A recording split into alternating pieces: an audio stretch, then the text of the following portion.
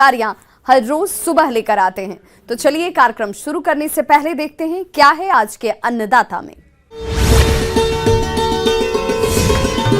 हरे भुट्टो के लिए मक्का की करे वैज्ञानिक तकनीक से खेती।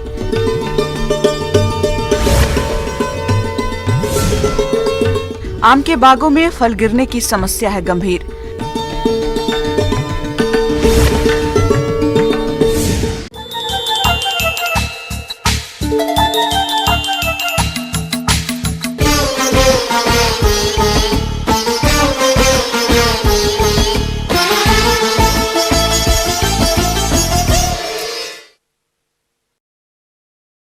खाद्यान्न फसलों में मक्का का प्रमुख स्थान है और हमारे जो किसान भाई हरे भुट्टो के लिए इसकी खेती करना चाहते हैं तो वह इसकी उन्नतशील किस्मों का चयन कर बीज की उचित मात्रा तथा बीजों उपचार करते हुए वैज्ञानिक तकनीक से खेती किस तरह से करे, इसकी समस्त जानकारी दे रहे हैं विषय विशेषज्ञ सुनील कुमार राठौर।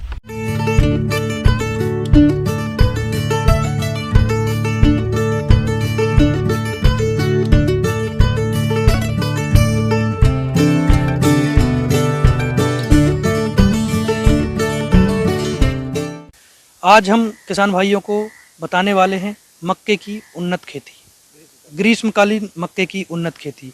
कैसे आप उन्नत खेती करके ग्रीष्मकाल में आप अधिक लाभ कमा सकते हैं, बशर्ते कि किसान भाइयों के पास सिंचाई की सुविधा जो होती है पर्याप्त मात्रा में होनी चाहिए, क्योंकि ग्रीष्मकालीन मक्के की खेती के लिए पानी बहुत ही अहम भूमिका होती है। तो सर्वप्रथम मैं आपको बता देना चाहता हूँ, जो किसान भाई इसकी खेती करना चाहते हैं उसके लिए उन्नत किस्मों का उनको इस्तेमाल करना होगा।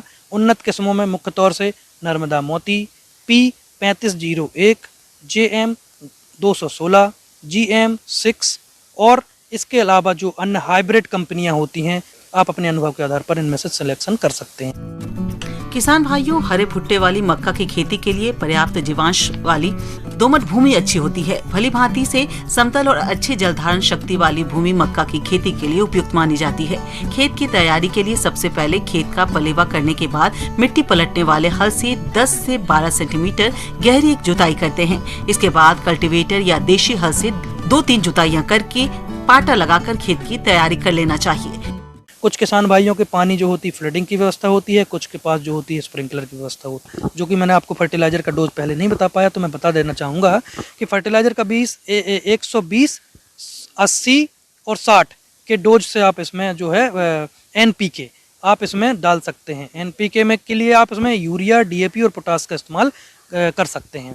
और इसका जो नाइट्रोजन की टोटल मात्रा जो मैंने आपको बताई है, इसको 3 भागों में स्प्लिट करके हमें देना है। पहला डोज हमें जो देना है बेसल डोज में दे देना है, दूसरा डोज लगभग 25 से 35 दिन में देना है, तीसरा डोज जो देना 40 से 45 दिन में देना है, और चौथा जो अंतिम डोज हम जिसको बोलते हैं लगभग वो 50 से 55 दिन के अंतराल में हमें उसको देना है। इस तरीके से हम फर्टिलाइजर का डोज का मेंटेन करेंगे और समन्वित तौर से न्यूट्रिएंट का प्रबंधन करेंगे तो हमारी फसल निश्चित तौर से बहुत अच्छी होगी। अब हम बात करते हैं सीड रेट।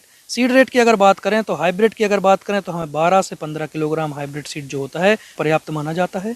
वहीं अगर जो कंपोजिट वैरायटियां और जो फॉरेज के लिए कंपोजिट वैरायटियां होती हैं उसका सीड रेट जो होता है 18 से 20 किलोग्राम तक हो जाता है।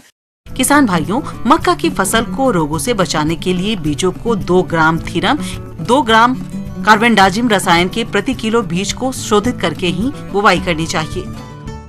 बीज को लगाने से पहले किसान भाई इस बिंदु को बड़े अच्छे से ध्यान रखें। अगर कोई हाइब्रिड बीज ले रहा है तो वो पहले से ही उपचारित आता है, परंतु उसको भी हमें एक बार उपचारित कर ही बीज को लगाना है। उपचारित करने के लिए जो दवाई हम लेते हैं वो फंजीसाइड हो, जैसे कि कार्बेंडाजिम, मैनकोजेब, मेटालेक्सिल, या ये जो बीटावैक्स पावर होता है, बाविस्टीन होता है, ये सभी चीज़ों का हम इस्तेमाल जो है इसके बीज के उपचार के लिए कर सकते हैं। इसकी मात्रा जो होती है किसान भाइयों को पहले भी विदित होगा कि बीज का उपचार करने की मात्रा जो होती है केमिकल 2 ग्राम प्रति किलोग्राम बीज की दर से हम उसको उपचारित कर सकते हैं। फिर इसके बाद हमारे राइजोबियम कल्चर या फिर जो PSB कल्चर या जो स्पिरुलियम जो है उसका हमें इस्तेमाल अपने फसल के हिसाब से अलग अलग करना है। उपचार करने के बाद हमें बीज को जो है बीज की मात्रा मैंने आपको बता चुका हूँ, उस हिसाब से बीज की सीडलिंग कर देनी है। तो ग्रीष्मकालीन मक्के के लिए हमें जो स्पेसिंग रखनी होती है वो लाइन से लाइन लगभग 2 फीट या 60 सेंटीमीटर और पौधे से पौधा लगभग 15 से 20 सेंटीमीटर की दूरी जो हमें पर्याप्त और उचित मानी जाती है। ग्रीष्मकालीन में पास पास पौधे लगाने का कारण ये है कि ग्रीष्मकाल में नमी की पर्याप्त मात्रा बनी रहे, धूप डायरेक्ट पड़ती है, इस वजह से नमी ज़्यादा उड़ती है और इसी वजह से हमें इसको थोड़ा डिस्टेंस कम करनी पड़ती है। नहीं तो अन्य समय पर जो होती 90/22 जो होती है आपका 15 सेंटीमीटर जो इसकी स्पेसिंग रखी जाती है। किसान भाइयों, फसल के साथ अनेक तरह के खरपतवार उग जाते हैं, जिनकी वजह से फसल की बढ़वार प्रभावित होती है। तो आप सही समय पर खरपतवारों का नियंत्रण करें। अब मैं आपको बताना चाहूँगा, जो मुख्य तौर से समस्या किसान भाइयों को आती है वो होती है खरपतवार। खरपतवार किसानों के लिए बहुत ही बड़ी समस्या बनी हुई है। एक तो खरपतवार से रहने के कारण हमारे पौधे को सही तरीके से न्यूट्रिएंट प्राप्त नहीं हो पाते हैं। प्रकाश जो होता है, प्रकाश हमारे पौधों को न मिल करके खरपतवार उसके लिए कंपटीशन करता है। तीसरा पानी, चौथा एयर, रोग और कीट होते हैं, इनको एक आश्रय देने का काम भी हमारा खरपतवार जो होता है करता है।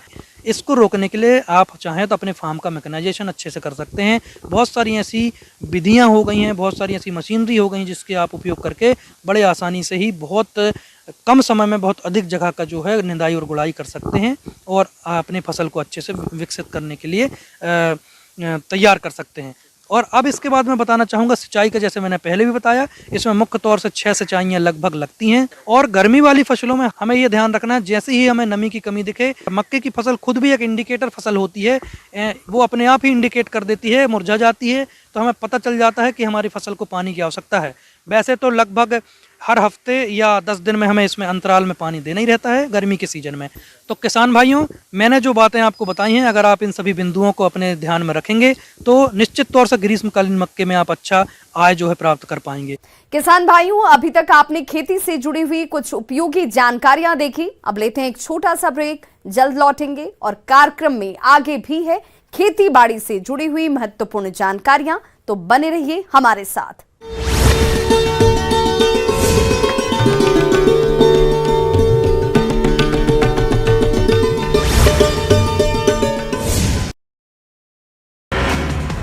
नशे के खिलाफ बड़ा अभियान, गृह मंत्री अमित शाह ने ANTF कॉन्फ्रेंस को किया संबोधित, कहा 2047 तक नशा मुक्त होगा भारत।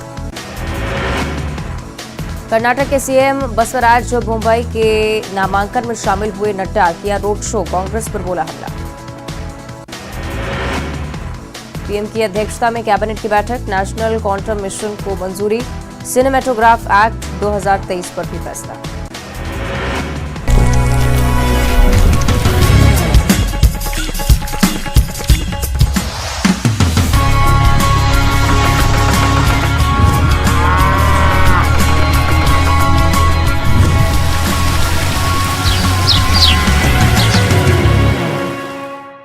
ब्रेक के बाद एक बार सभी दर्शकों का एक बार फिर से अन्नदाता में स्वागत है। चलिए रुक करते हैं अगली कड़ी की ओर।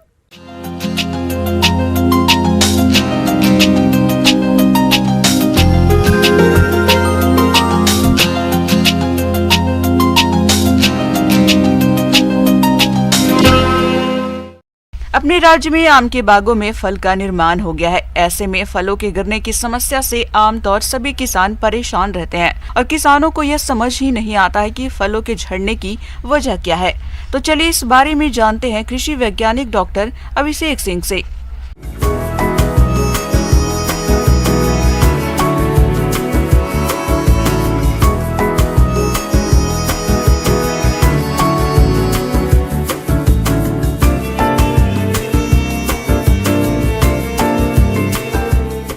आम में मंजर के बाद से जो है मटर के समान जो दाना बन गए हैं, उसमें दाना आप देखते होंगे कि बहुत तेज़ी से गिरता है। तो उसको गिरने से बचाने के लिए एक तो किसान भाइयों को इस बात का ध्यान देना है कि अपने बगीचे में नमी को बरकरार रखना है। ऐसा नहीं कि ज़मीन पूरी तरीके से सूखा हो जाए फिर एकाएक नमी पानी लगाएं। इसके अलावा दूसरा चीज़ कि हम अभी उसमें प्लानोफिक्स जो हार्मोन जो आता है मार्केट में, उसका 1 ml 4.5 लीटर पानी में घोल बना करके अगर हम डालते हैं तो दाना गिरने का समस्या से हम छुटकारा पा सकते हैं।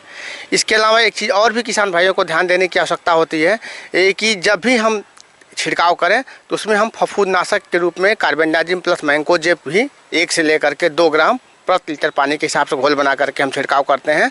तो उसमें फंगस का भी अटैक नहीं होता और दाना स्वस्थ रहता है और फल भी अच्छे होते हैं।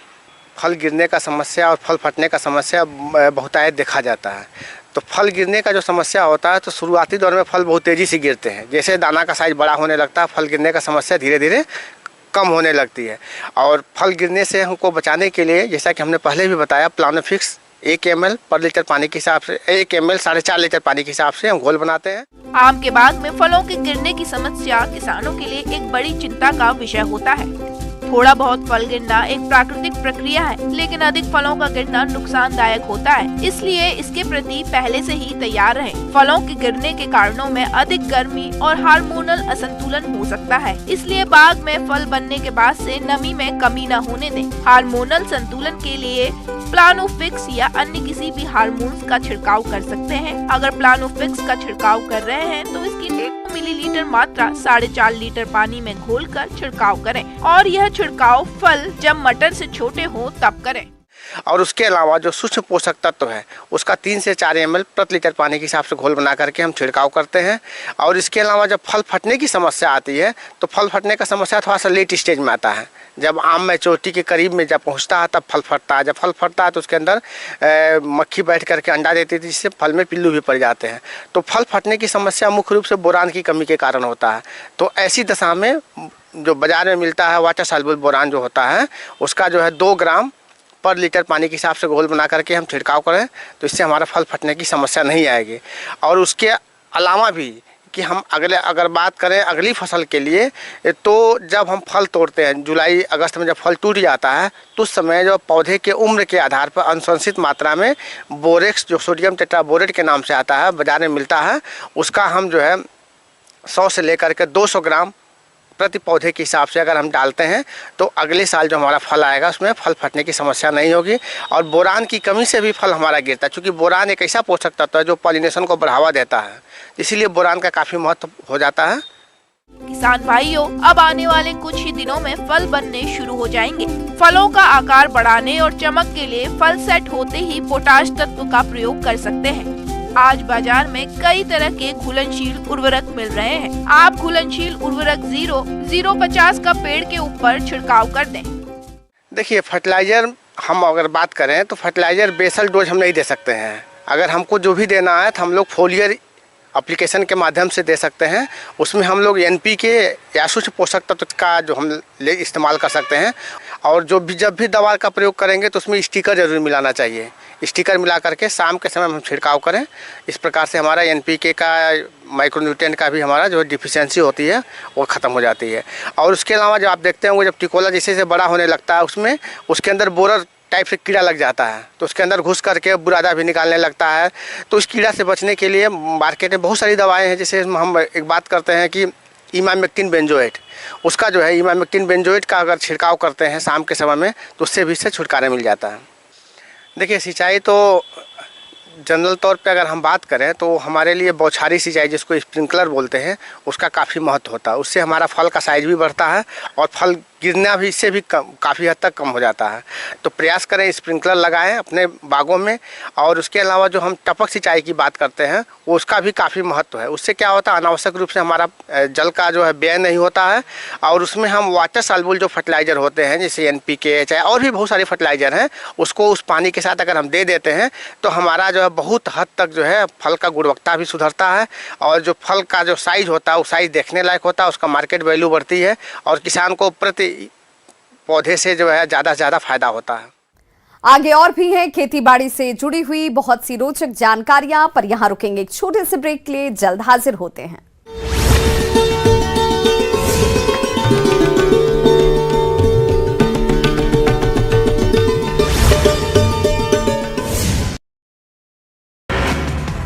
नशे के खिलाफ बड़ा अभियान, गृह मंत्री अमित शाह ने ANTF कॉन्फ्रेंस को किया संबोधित, कहा 2047 तक नशा मुक्त होगा भारत।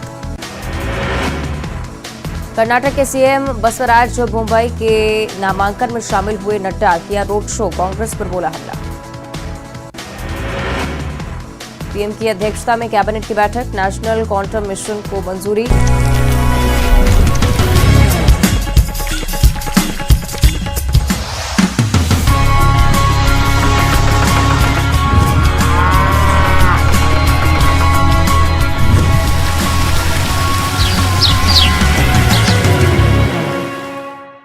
ब्रेक के बाद एक बार फिर से आप सभी दर्शकों का अन्नदाता कार्यक्रम में स्वागत है। बढ़ते हैं अपनी अगली प्रस्तुति की ओर।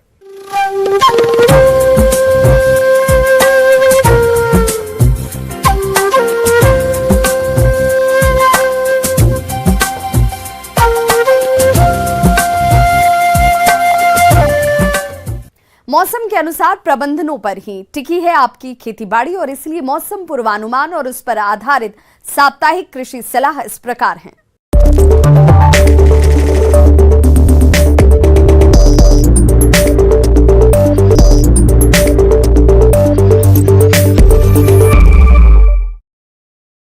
ग्रामीण कृषि मौसम सेवा भारत मौसम विज्ञान विभाग, जवाहरलाल नेहरू कृषि विश्वविद्यालय, आंचलिक कृषि अनुसंधान संस्थान जबलपुर द्वारा भेजे गए मौसम पूर्वानुमान रिपोर्ट के आधार पर जिला सतना और इससे लगे जिलों के किसान भाइयों को सलाह दी जाती है कि इन क्षेत्रों में आगामी दिनों के दौरान हल्की बारिश होने की संभावना है और हल्के बादल भी छाए रहेंगे। अधिकतम तापमान 37 से 40 डिग्री सेल्सियस और न्यूनतम तापमान 15 से 18 डिग्री सेल्सियस के बीच रहने की उम्मीद है। हवा की औसत गति 9 से 14 किलोमीटर प्रति घंटा की रफ्तार से रहेगी। ऐसे में इन क्षेत्रों के किसान भाइयों को सलाह दी जाती है कि लू के प्रभाव से बचने के लिए सूरज की किरणों के सीधे संपर्क में आने से बचें और हल्के रंग के सूती कपड़े पहनें और सिर को कपड़े से ढकें और खूब पानी पिएं। किसानों को सलाह दी जाती है कि वे अपने खेतों में पानी बचाने के लिए तालाब बनाएं और जल संरक्षण के लिए बांधों की मरम्मत करें। ग्रीष्मकालीन मूंग और सब्जी की फसलों में थ्रिप्स कीट के प्रकोप से पत्तियां सिकुड़ी हुई दिखाई पड़ने पर इमिडाक्लोप्रिड 17.8 SL की 1 मिलीलीटर मात्रा प्रति 3 लीटर पानी की दर से घोलकर छिड़काव करें। छिड़काव दोपहर के बाद करें। मूंग और उड़द की फसलों में 7 से 10 दिनों के अंतराल पर सिंचाई करते रहें। मौसम पूर्वानुमान के अनुसार तापमान आने वाले दिनों में बढ़ेगा, इसलिए किसानों को सलाह दी जाती है कि मक्के की फसल की आवश्यकता अनुसार सिंचाई करें। किसानों को सलाह दी जाती है कि कद्दू वर्गीय फसलों में लाल बीटल का प्रकोप होने पर ट्राइजोफास 40 EC दवा की 2 मिलीलीटर मात्रा प्रति लीटर पानी के हिसाब से घोल बनाकर छिड़काव करें। इस मौसम में बेल वाली फसलों में न्यूनतम नमी बनाए रखें, अन्यथा मृदा में नमी कम होने पर परागण पर असर हो सकता है, जिससे फसल उत्पादन में कमी आ सकती है। भिंडी की फसल में पित्तशिरा मोज़ेक के लक्षण दिखाई देने पर इमिडाक्लोप्रिड नामक कीटनाशी दवा 0.5 मिलीलीटर प्रति लीटर पानी के हिसाब से घोल बनाकर छिड़काव करें। और जो किसान भाई अभी भिंडी लगा रहे हैं, फसल के चारों ओर मक्का लगाएं, जिससे कि फसल को कीट व लू के प्रकोप से बचाया जा सके। गोभी और फूल गोभी में डायमंड बैक मॉथ कीट के नियंत्रण के लिए क्लोरोपाइरिफास 20 EC 40 ml या स्पाइनोसेड 2.5 SC 12 ml प्रति 10 लीटर पानी के हिसाब से घोल बनाकर छिड़काव करना चाहिए।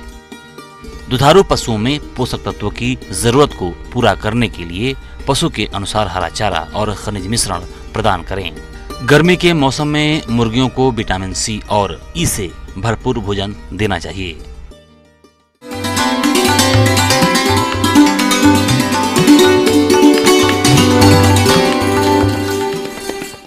अन्नदाता हेल्पलाइन निःशुल्क फोन संपर्क सेवा के माध्यम से आपके द्वारा पूछे गए प्रश्नों में से एक या दो महत्वपूर्ण प्रश्न को हम अपने कार्यक्रम में शामिल करते हैं और इसी के तहत आज किसान का सवाल और उनका जवाब इस प्रकार से है।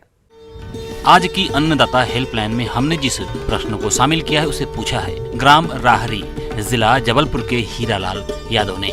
आपने ग्रीष्मकालीन हरे चारे की खेती के बारे में जानकारी चाहिए, तो इसके लिए देखिए कार्यक्रम का यह अंश।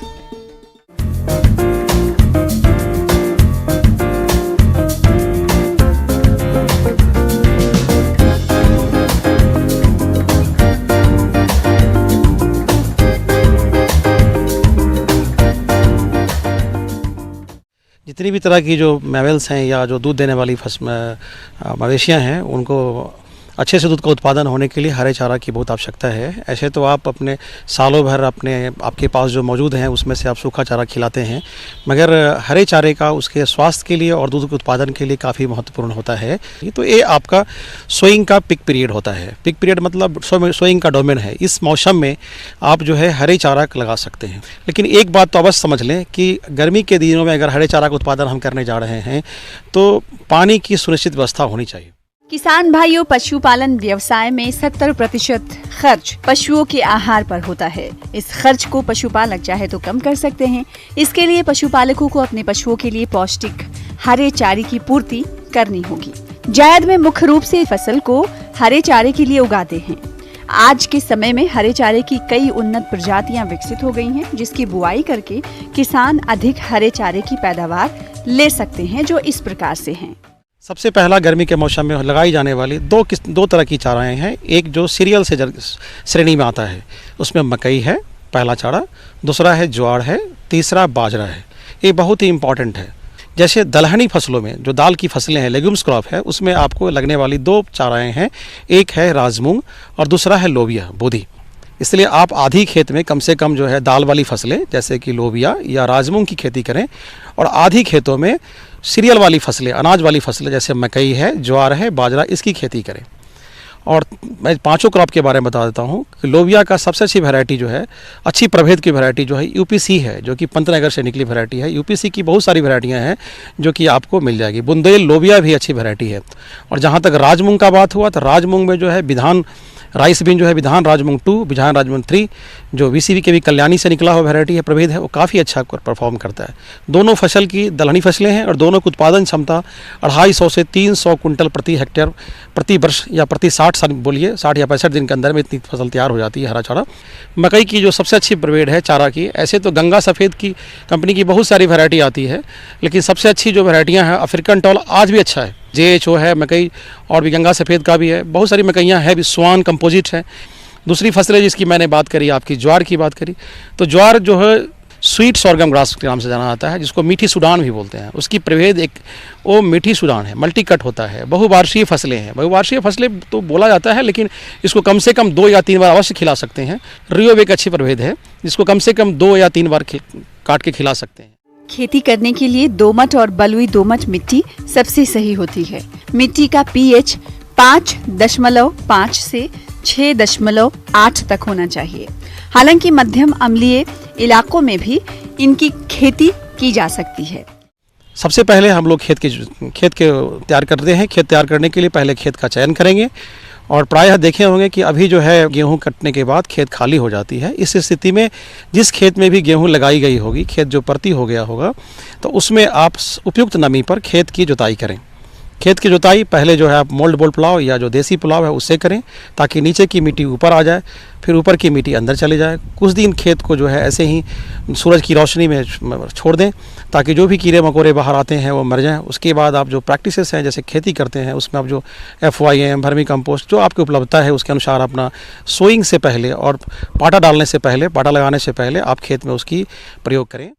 चारा वाली फसलों में बात करें पोषक तत्व प्रबंधन की, तो इसके लिए मृदा परीक्षण रिपोर्ट के अनुसार खाद और उर्वरकों का प्रयोग करना चाहिए, जिसमें गोबर की सड़ी खाद 10 से 15 टन प्रति हेक्टेयर बुआई के 20 से 30 दिन पूर्व खेत में अच्छी तरह मिला देना चाहिए।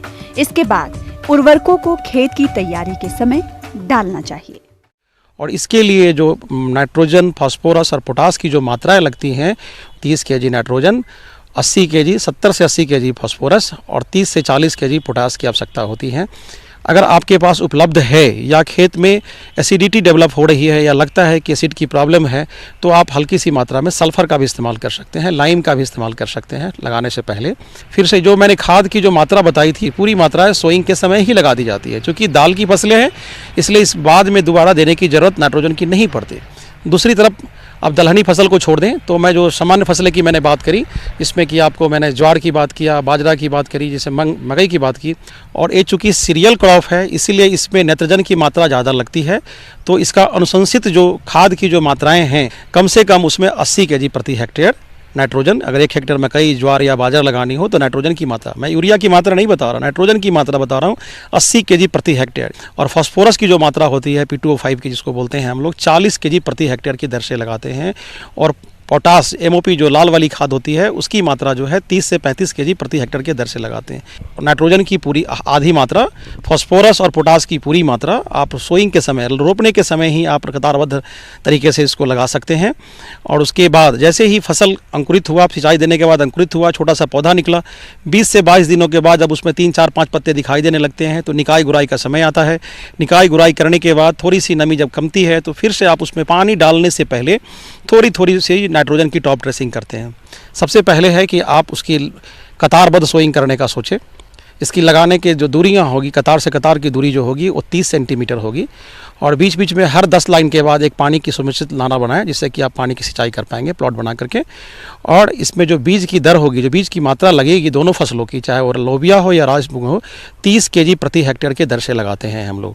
लगाने के बाद आप जब फसल लगा लेते हैं, उसके बाद आप 1 से 2 दिन के बाद खेत की सिंचाई करें। सिंचाई करने के बाद जैसे ही आप देखेंगे 1-2 दिन के बाद आपका फसल निकलना शुरू हो जाएगा, अंकुरित होने के बाद हल्का हल्का दिखाई देना शुरू होगा। उसके बाद फिर जब पानी की कमी होगी आप उसमें पानी दें, समय पर 30-32 दिन के बाद उसको निकौनी करें। उसी तरह से आप आधा लाहड़ी के लिए भी खेत की तैयारी वैसे ही करें। खेत को जब पूरी तैयारी हो जाने के बाद इसकी जो बीज की मात्रा है, तो मकई के लिए आपको 30 kg प्रति हेक्टेयर और ज्वार और बाजरा के लिए भी 25 और 30 kg के प्रति हेक्टेयर की दर से बीज की ज़रूरत पड़ती है। तो तीनों फसलों के लिए एक सी श्रेणी में रख करके मैं बता रहा हूँ कि तीनों फसलों का लगाने की जो दूरी होगी, कतार से कतार की दूरी होगी 25 सेंटीमीटर। चारा वाली फसलों से अधिक चारा उत्पादन लेने के लिए सिंचाई का प्रबंध बहुत जरूरी होता है, जिसमें समय समय पर आवश्यकता अनुसार सिंचाई करते रहने से अधिक मात्रा में हरा चारा मिलता है। पूरी की पूरी चांसेस है कि थोड़ी भी लॉस नहीं होगी, पूरी पौधे ले लेंगे। इस तरह से आपका जो उत्पादन क्षमता होगा काफ़ी अच्छा हो जाएगा और 45 से 50 दिन में इसकी हाइट में काफ़ी वृद्धि आ जाएंगी। जैसे ही इसमें टसलिंग होता है, मकई में जैसे ही मोचा निकलना शुरू होता है या कॉब निकलना शुरू होने वाला है, अब उस वक्त उसका सही पीरियड है काट के खिलाने का। उस वक्त जो अब है उसको एक बार काटेंगे, ख़त्म हो जाएगा। और ये आप देखेंगे कि 25 से 30 दिन के बाद पत्ते में संख्या में वृद्धि हो गई, फसल बड़े बड़े हो गए।